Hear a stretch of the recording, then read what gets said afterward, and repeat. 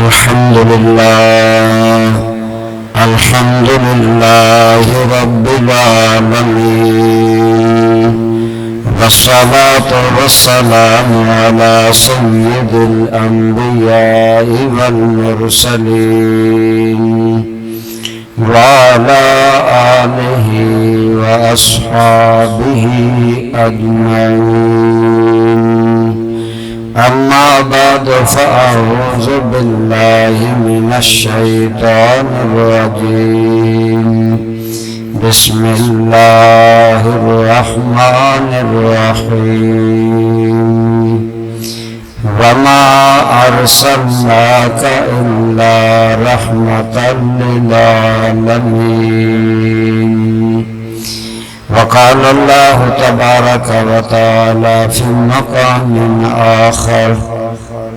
وقل جاء الحق وزهق الباطل إن الباطل كان زهوقا. صدق الله مولانا العظيم. صدق وبلغنا رسوله النبي الأمي الأمين الحبيب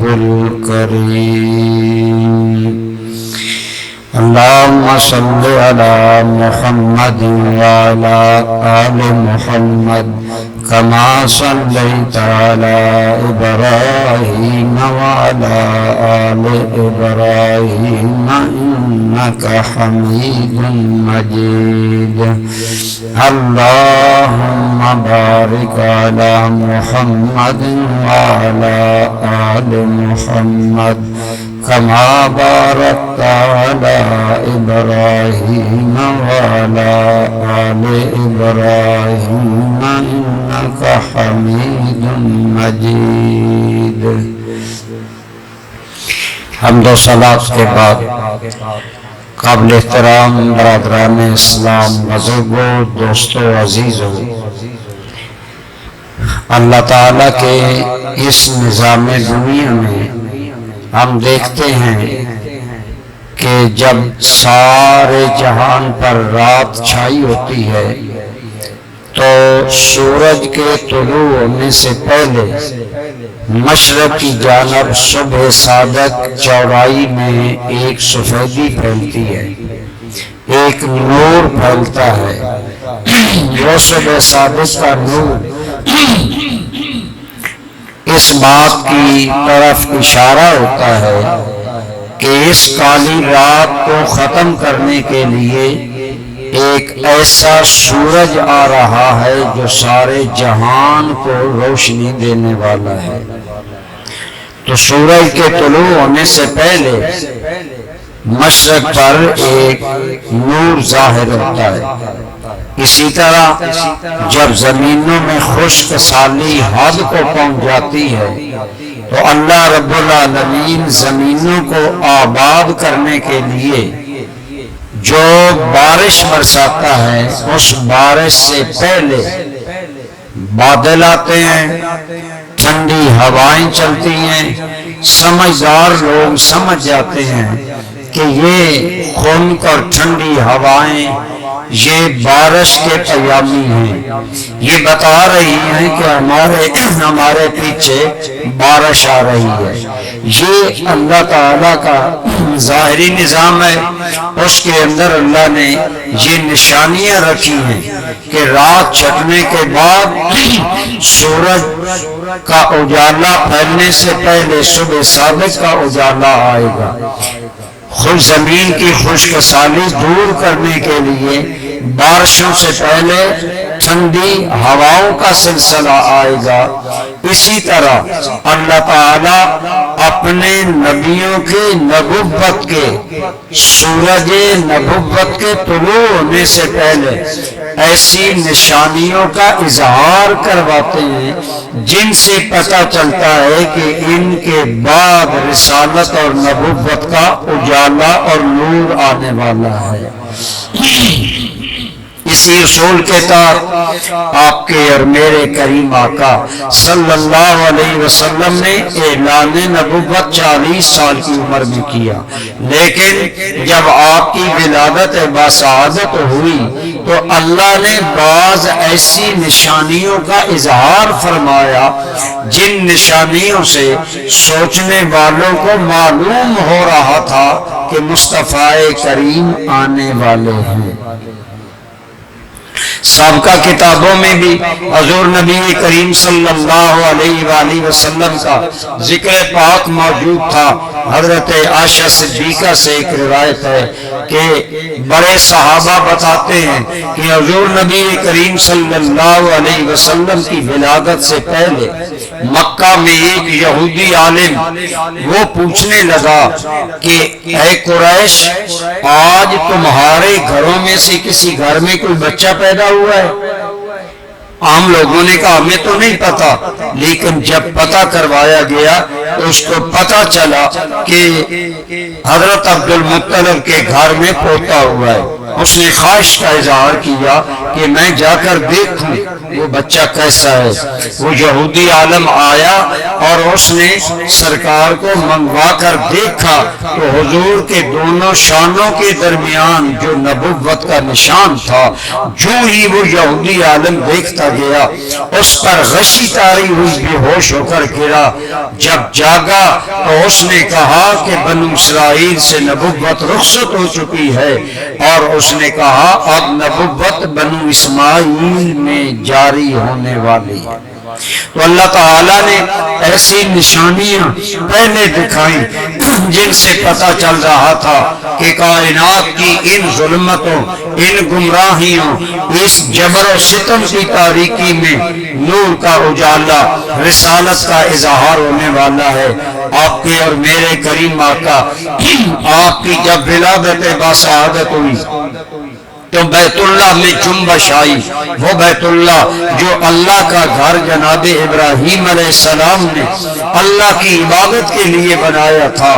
درمیان میں کفار نے 360 بتوں سے اس کو بھر دیا۔ تو دوستان ذی وقار، جب میرے اور آپ کے کریم آقا کی ولادت باسعادت ہوتی ہے، دلائل النبوہ، الخصائص الکبریٰ اور سیرت کی کتابوں میں آیا کہ کعبۃ اللہ اس میں جنبش آئی اور کعبۃ اللہ سرکار کے گھر کی جانب جھکا۔ کعبہ کی اس جنبش کی وجہ سے بت منہ کے بل گر گئے اور بیت اللہ سے آواز بلند ہوئی، اللہ اکبر،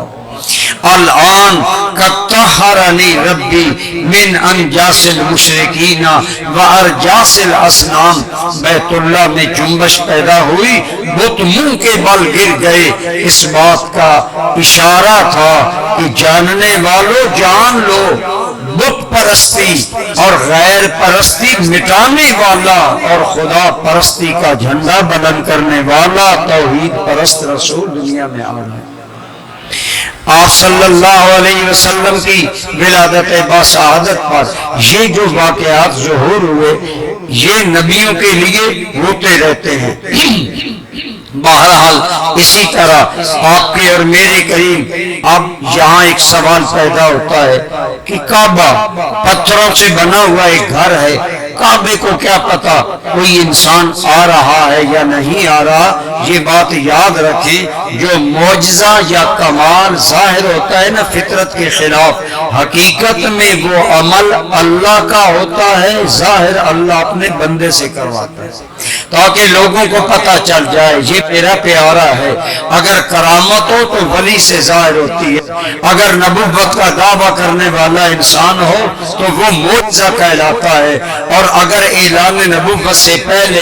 ایسے غیر فطری واقعات ہوں ان کو ارہاسات کہا جاتا ہے۔ ایسے بہت سے انبیاء کرام کے واقعات موجود ہیں، حضرت عیسیٰ علیہ السلام کا ماں کے پنگھورے میں بولنا، اسی طرح سیدہ مریم کے لیے خشک کھجور کا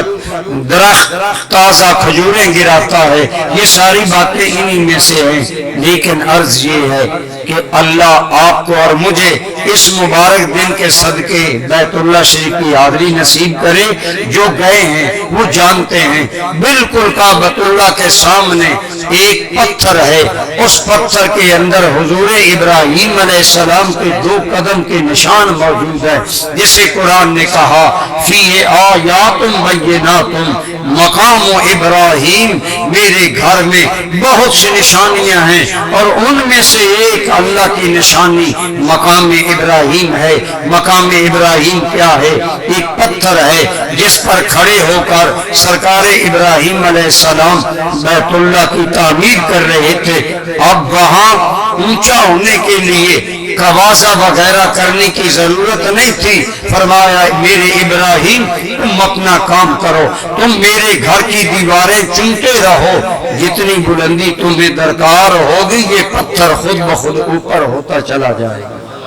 تو اس پتھر کے اندر یہ نرمی پیدا کرنا کہ اس نے اپنے سینے میں ابراہیم علیہ السلام کے قدموں کے نشان پیوست کر لیے اور آج تک اس کے اندر ہیں، اور اسے عزت والا مقام ابراہیم کا نام دیا گیا اور فرمایا وَاتَّخِذُوا مِن مَقَامِ إِبْرَاهِيمَ مُصَلًّى، اس مقام پر 2 رکعت نفل طواف کے بعد پڑھا کرو۔ حاجی عمرہ کرنے والے حج طواف کعبہ کرنے کے بعد وہاں 2 نفل پڑھتے ہیں۔ تو دوستان ذی وقار، اگر ایک پتھر پر حضور ابراہیم علیہ السلام قدم رکھے اور اس پتھر کو اللہ جنا دے کہ میرا خلیل ہے، ان کی اطاعت میں تم نے نرم ہو جانا ہے، تو اگر ابراہیم کے بھی فخر محمد الرسول اللہ دنیا میں آئیں اور اللہ کا بیت اللہ حضور کے احترام میں جھکے تو اس میں کون سی بعید بات ہے؟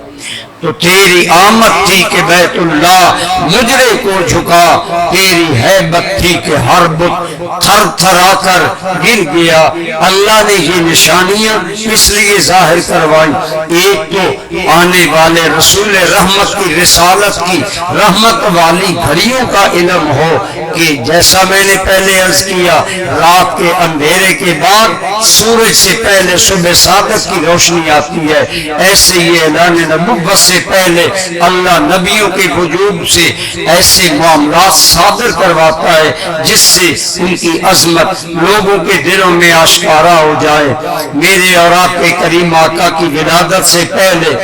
ایران کے اندر ساسانی حکومت آ رہی تھی اور یہ کئی ہزار سال سے آ رہی تھی، تقریباً 3500 سال یا 4000 سال قبل سے یہ بادشاہت آ رہی تھی۔ باپ بادشاہ، پھر بیٹا، پھر پوتا، پھر پڑپوتا، تو اس طرح انسانوں پر خاندانی حکومت یہ ایک ظلم ہے، یہ ایک جبر کی حکومت ہے، یہ آمریت ہے جو غلط تھی۔ جب آپ کے اور میرے کریم آقا صلی اللہ علیہ وآلہ وسلم کی ولادت باسعادت ہوئی تو ان ساسانی بادشاہوں نے جو اپنے محل بنائے وہ دنیا کے عجوبے تھے اور وہ دنیا کے لیے ایک حیرت ناک عمارتیں تھیں، جیسے آج امریکہ کا وائٹ ہاؤس ہے، لندن کے اندر محلات ہیں یا واشنگٹن ہاؤس ہے۔ یہ بڑے بڑے بادشاہوں کے وہ محل ہوتے ہیں جو ان کی شوکت، ان کی قوت، ان کی ہیبت کے مظہر ہوتے ہیں کہ یہ مقام ان کے صدر ہاؤس ہیں، پریزیڈنٹ ہاؤس ہیں، وہ بڑی بڑی بلڈنگز بناتے ہیں۔ تو جو بادشاہ ہزاروں سالوں سے آ رہے تھے انہوں نے اپنے محل کتنے بڑے مضبوط بنائے، کوئی زلزلہ انہیں ہلا نہیں سکتا تھا۔ لیکن جب آپ کے اور میرے کریم آقا صلی اللہ علیہ وسلم کی ولادت باسعادت مکہ میں ہوئی تو ان ایران کے محلوں میں زلزلہ آیا، اس کے اندر دراریں آ گئی اور ان کے محل کے 14 قلعے گر گئے، ساسانی پریشان ہو گئے۔ کوئی زلزلہ آج تک ہمارے محلوں میں حرکت نہیں لا سکا، یہ کیوں ہو گیا؟ لیکن جب تحقیق کروائی اور دونوں باتوں کو ملایا جاتا ہے تو جب میرے آقا دنیا میں آئے اس سے ان کے بعد 13 بادشاہ سلامتی سے بادشاہی کرتے گئے، لیکن جب 14واں بادشاہ آیا تو مکہ میں آنے والے رسول برحق کا خلیفہ دوم جناب عمر ایران پر چڑھائی کرتے ہیں اور اور ایران کے اس یزد گرد کو وہاں سے نکال کر ایران فتح کر کے اس ایران پر محمد عربی کے دین کا جھنڈا لہرا دیتے ہیں، جو اس بات کی طرف اشارہ تھا، اس ساسانی، اس ظالمانہ آمریتوں کو، ان ظالمانہ نظاموں کو ختم کرنے والا رسول برحق آ رہا ہے۔ اور بالکل 14ویں بادشاہ کے دور میں ایرانی حکومت ختم ہو گئی اور اللہ نے ہمیشہ کے لیے وہاں پر لا الہ الا اللہ محمد رسول اللہ کا پرچم حق جناب عمر کے ہاتھوں سے سر بلند کر دیا۔ یہ وہ نشانیاں تھی جو بتا رہی تھی کہ لوگوں، جیسے ٹھنڈی ہواؤں کے بعد رحمتوں والی بارش آتی ہے، جیسے بادلوں کے ظہور کے بعد زمین کو زندہ کرنے والی رحمت وہی بارش اترتی ہے، ایسے ہی یہ واقعات اس ابر رحمت محمدی کے برسنے سے پہلے بطور علامتیں بنائی جا رہی ہیں۔ ایران مجوسی فارس کے اندر آگ کی پوجا کرتے تھے، ان کا عقیدہ تھا یہ آگ جو ہے یہ اللہ کے جلووں کا مظہر ہے، ہم اس کی بندگی کریں گے، یہ آگ ہمیں قیامت میں نہیں جلائے گی، لہذا چونکہ وہ ان سے مظہر الہ سمجھتے تھے اس لیے اس کو ہر وقت آگ جلتی رہتی۔ اور 1000 سال گزر گیا، فارسیوں نے اپنا آتش کدا بجھنے نہیں دیا، آگ جل رہی ہے، دن ہو یا رات، صبح ہو یا شام، بہار ہو یا خزاں، موسم گرما ہو یا سرما، 1000 سال تک آتش فارس نہیں بجھی، ان کے آتش کدے کی آگ انہوں نے نہیں بجھنے دی۔ پھر آپ جانتے ہیں مثلا ہمارے لیے مسجد احترام کی جگہ ہے، ہم سوچتے ہیں مسجد ہمارے گھروں سے اعلیٰ ہونی چاہیے، لہذا وہ اس آتش کدا کو جلانے کے لیے اور اس کی روشنی عام کرنے کے لیے عام لکڑی اور ایندھن نہیں جلاتے تھے، بڑی ساگوان، عود اور قیمتی لکڑیاں جلاتے جن کی خوشبو دور دور تک مہکتی، پتہ چلے اور جو خدا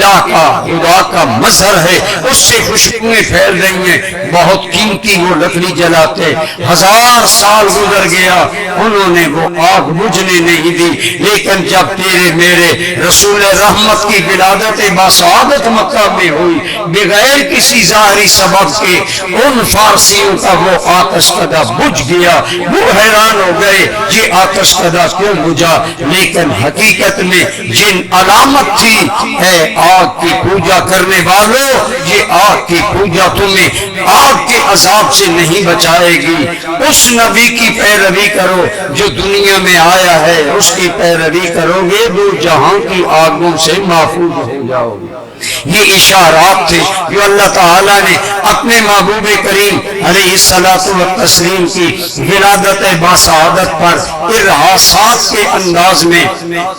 ظاہر کروائے۔ بہت سی علامات ظاہر ہوئی، آپ کی والدہ ماجدہ سیدہ طیبہ طاہرہ مخدومہ کائنات سیدہ آمنہ رضی اللہ تعالی عنہا، آپ فرماتی ہیں جب عین ولادت کا وقت آیا، میں سونے اور جاگنے کے قریب ہوں، میں کیا دیکھتی ہوں، خرج منی نور اضاءت لی قصور الشام، میرے اندر سے ایک نور نکلا جس کی لائٹ میں نے شام کے محلات جگمگاتے دیکھ لیے۔ یہ سیدہ آمنہ کا خواب تھا۔ امام بیکی نے، صاحب طبرانی نے نقل کیا، صحابہ کا بڑا مجمع ہے، میرے آقا کریم نے اس کی تصدیق کی، فرمایا لوگو افلا انبئکم بأول امری، کیا میں تمہیں اپنی پہلی شانوں کا نہ بتاؤں؟ آج تو تم مجھے دیکھ رہے ہو، میرے معجزات دیکھ رہے ہو، میرا کام دیکھ رہے ہو، کیا میں تمہیں بتاؤں اللہ نے مجھے پیدا ہونے سے پہلے ہی کیا شانیں بخشی ہیں؟ انا دعوت ابی ابراہیم و بشرا عیسی ابن مریم و رؤیا امی التي رأتها حين وضعتنی، او کما قال علیہ السلام، فرمایا لوگو میرے جد اعلیٰ ابراہیم خلیل اللہ نے اللہ کا گھر بنا کر اللہ سے جو رسول مانگا تھا اس دعا کا جواب میں بن کر آیا ہوں۔ جناب عیسیٰ بن مریم علیہ السلام نے اپنی قوم کا اجلاس کر کے، اپنی قوم کا اجتماع کر کے انہیں بلا کر فرمایا تھا وَمُبَشِّرًا بِرَسُولٍ يَأْتِي مِن بَعْدِهِ اسْمُهُ احمد، یہ قرآن کے الفاظ ہیں۔ عیسیٰ علیہ السلام نے اپنی قوم کو کہا میں تمہیں خوشخبری دینے والا ہوں، میرے بعد ایک شان والا رسول آ رہا ہے، اس آنے والے رسول کا نام ہوگا احمد، کہیے صلی اللہ علیہ وآلہ وسلم۔ میرے آقا کریم کے بارے میں میرے آقا فرماتے ہیں لوگوں جو بشارت حضرت عیسیٰ دے کر گئے نا میں وہ خوشخبری بن کر آ گیا ہوں، یہ ہے میری پہلی شانیں۔ اور تیسری بات کی فرمایا برؤیا امی، میری ماں نے جو خواب دیکھا تھا اپنی میری ولادت کے وقت کہ میری ماں کے بطن سے ایک نور نکلا جس کی لائٹ سے شام کے محلات منور ہو گئے، فرمایا لوگوں میں اپنی ماں کے اس خواب کی تعبیر بن کر آ گیا ہوں۔ میرے اور آپ کے کریم آقا آپ نے خود تصدیق کی کہ میری ماں نے یہ خواب دیکھا تھا جس میں کہ شام کے محلات نظر آئے۔ علماء نے فرمایا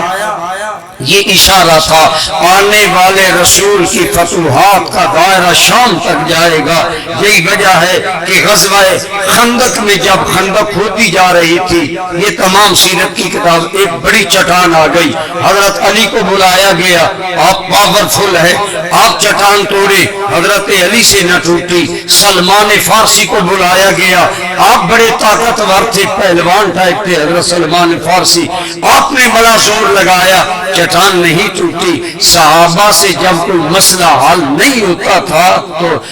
لا ینحل مسئلہ، وہ مشکل جس کا کوئی دروازہ نہیں ہوتا تھا، صحابہ حضور کی خدمت میں عرض کرتے یا رسول اللہ چٹان تو کھود رہے ہیں، خندق تو کھود رہے ہیں، چٹان ہے کوئی توڑ نہیں سکتا ہمارے اندر۔ حضور تشریف لے گئے، میرے آقا نے کدال لی، آپ نے اپنے نبوت کے بازو سے پہلی ضرب ماری۔ پہلی بات تو یہ ہے کہ نبوت کے بازو دیکھنے میں نبی کے بازو ہوتے ہیں، طاقت خدا بندے دو جہاں کی ہوتی ہے۔ اسی لیے اعلیٰ حضرت نے کہا تھا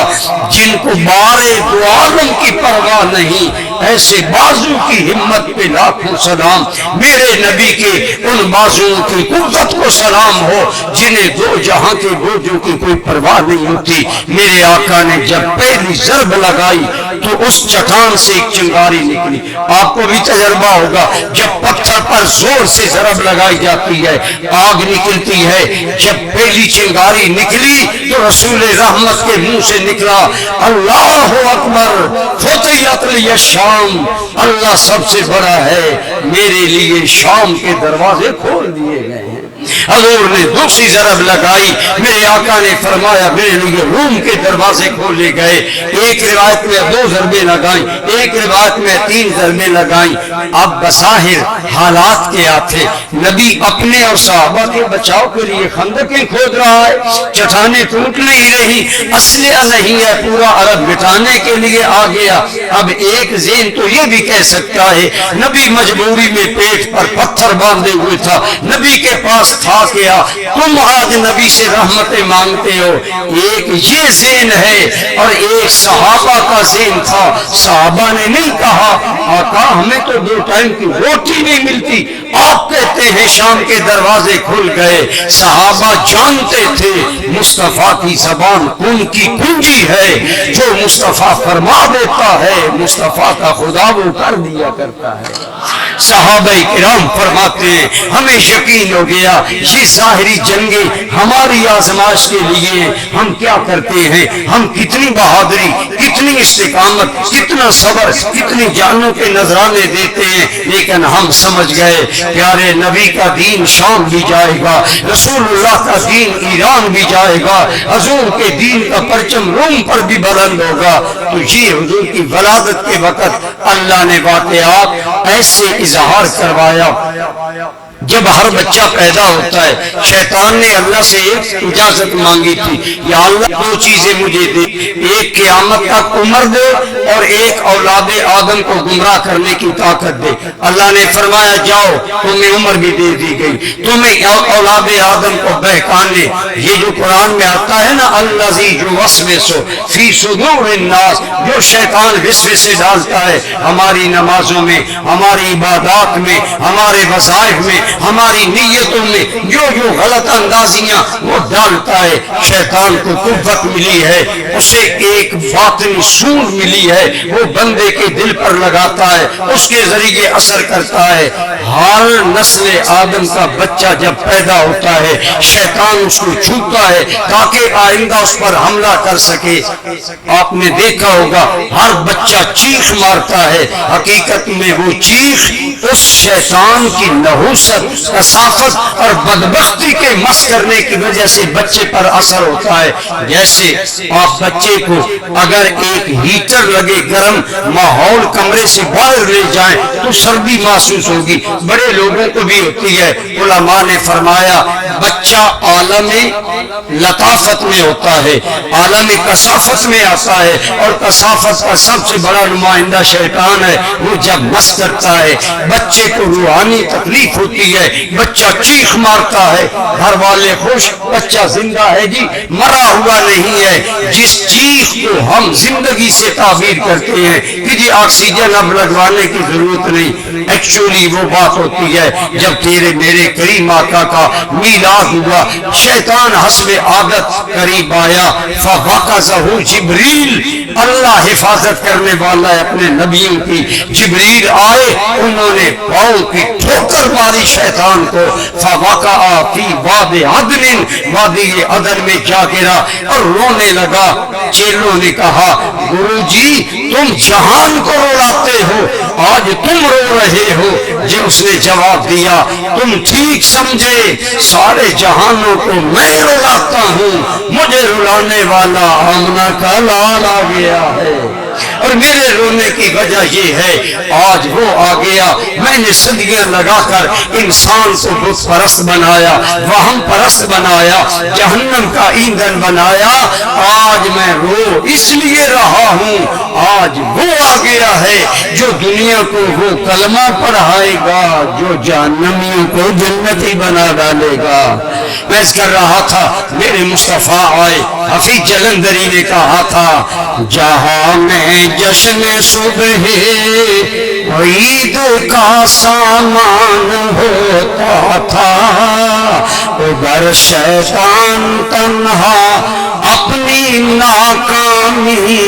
پہ روتا تھا۔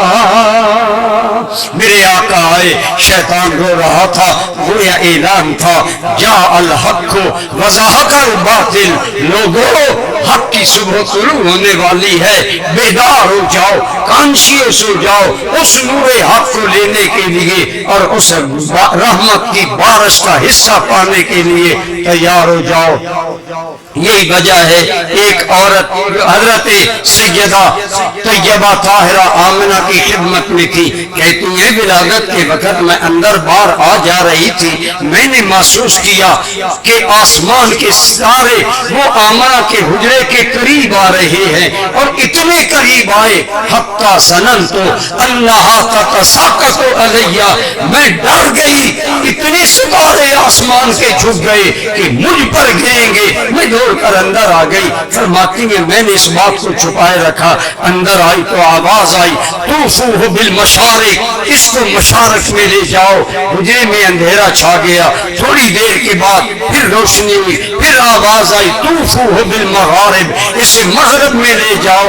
کہتی ہیں میں یہ باتیں سن کر حیران ہوئی، لیکن جب حضور نے نبوت کا دعویٰ کیا تو میں نے جلد کلمہ پڑھا، میں سمجھ گئی ہاں یہ سچا رسول ہے جس کے آنے پر آسمان کے نوری ستارے بھی جھک کر آنے والے کی عظمت کو سلوٹ کر رہے تھے، سلام دے رہے تھے، اور جسے کائنات میں اس لیے گھمایا جا رہا تھا کہ یہ کائنات اس کی رسالت کی حکومت کے اندر ہوگی۔ آپ جانتے ہیں وما